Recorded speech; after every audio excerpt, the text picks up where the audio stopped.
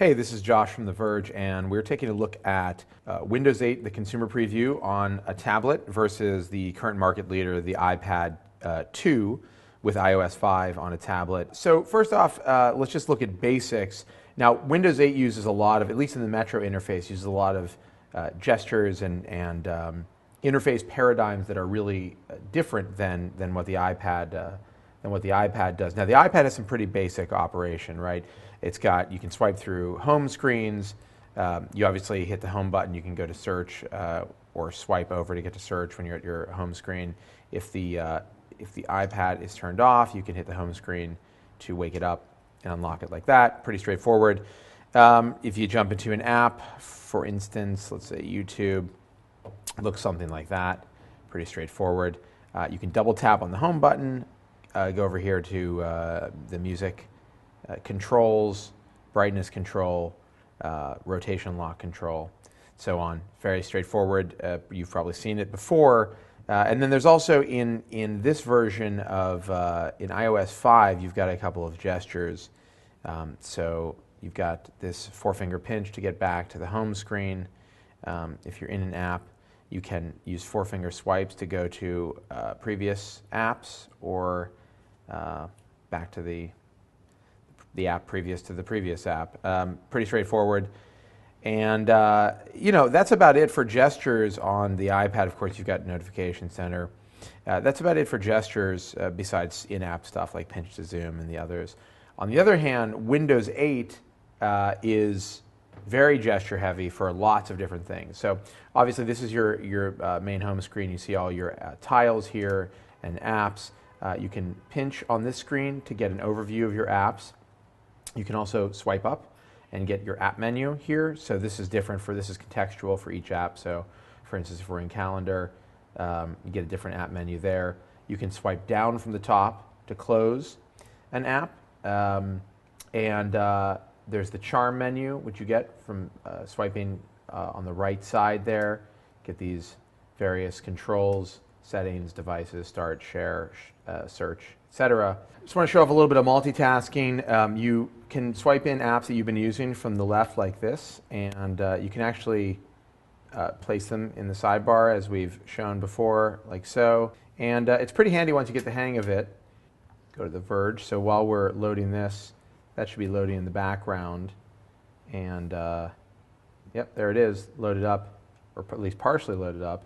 And it's pretty handy, pretty amazing actually. It's also amazing that nobody has thought of this yet, but it's the implementation's a little tricky, but you get the hang of it. I don't think I've quite gotten the hang of it, but I'm getting there. It's kind of cool because you can actually read your mail while you're working with another app, which is kind of amazing.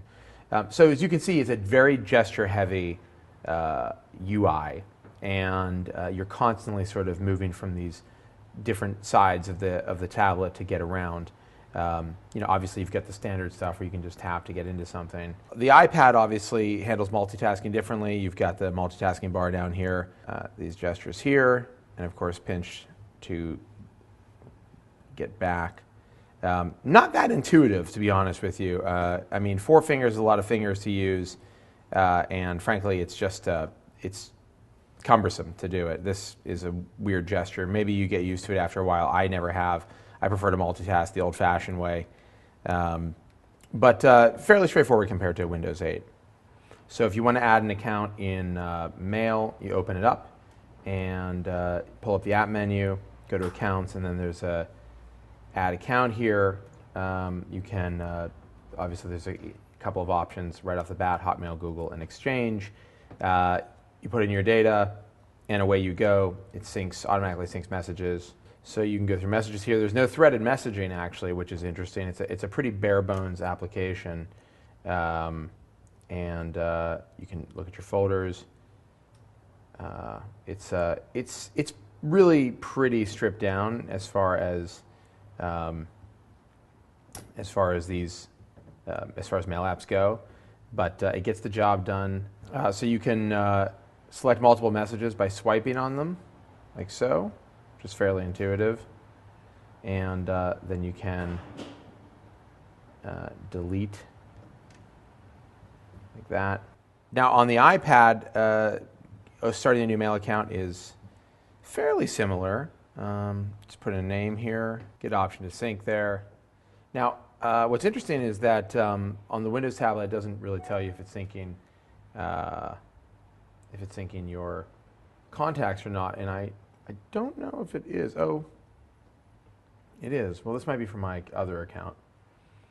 Hard to say. Nope, it's not. These are just strangers. Complete strangers. Don't know these people. Frankly, I'm a little concerned. Now, let's take a look at the browser. It's Internet Explorer, of course, on the Windows 8 tablet, and it's really quite good, quite fast. And there are a couple of drawbacks, however. For instance, it does not display our opacity correctly on some of our tiles on the site. So was a little disappointing to find out, but you know, no one's perfect. I mean, up until recently, you couldn't see typekit fonts on Android, so we shouldn't feel too bad.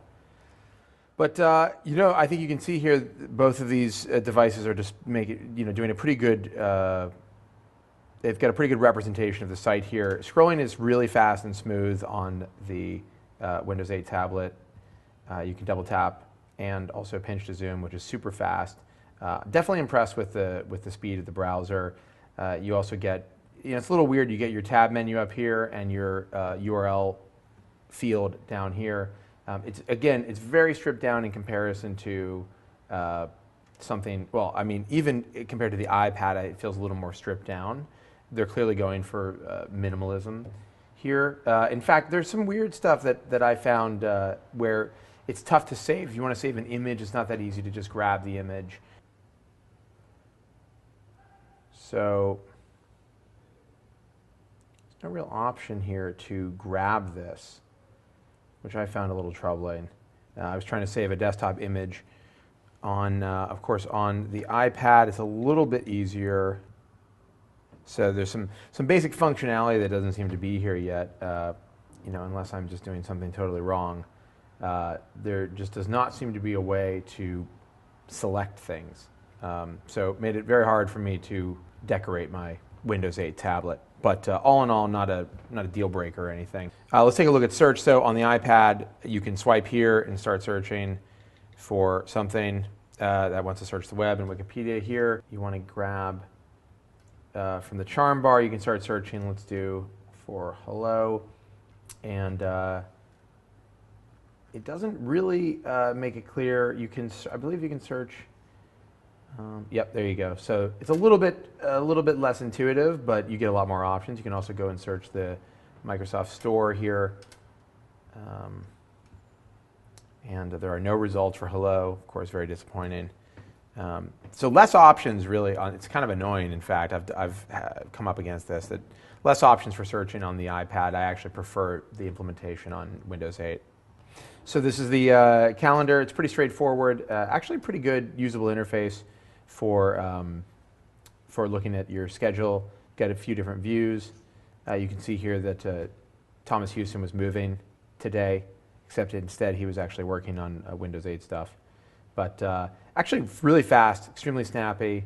You want to pinch to zoom, but you can't pinch to zoom. And that is the calendar. By comparison, you've got the calendar here on the iPad, which is frankly a little less intuitive, and but has a lot more leather in it. So I think that's kind of got something going for it. You can go to the day and create an event here, and you can move them around. On Windows 8, so a little more complicated. If you want to quickly change the time of something, you gotta pull one of these guys. So not quite as intuitive. So all in all, very different interfaces. I actually find a lot of stuff in Windows 8 to be more intuitive than what they're doing on the iPad.